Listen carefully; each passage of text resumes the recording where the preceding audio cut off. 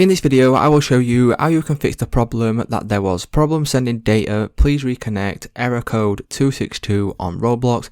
So make sure you stick out throughout the end so you don't miss out on any important steps. So the first thing we will need to do to get this to work is to close down our Roblox, and then you will need to head over to a browser. Now, once we head over to a browser, you want to search for Roblox download. Once you search for this, click on the top search result right here, download Roblox, and then once you have clicked on this option, you will then be redirected over to this, and then what that will do is it will allow you to download Roblox to whatever device you are using. In my case, this will be a Mac.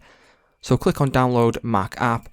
This will then start the download process, and once this has finished, if we go to our downloads, what we will then be able to do is we'll be able to get the Roblox player installer. Now double click on this, click on open. So once you have done all of this, what you simply need to do is just choose the game that you want to play, and as you can see, it will now let you play Roblox as you would usually. So it's just that simple, guys. If this video did help you out, please leave a like on today's video, and I will see you in the next one.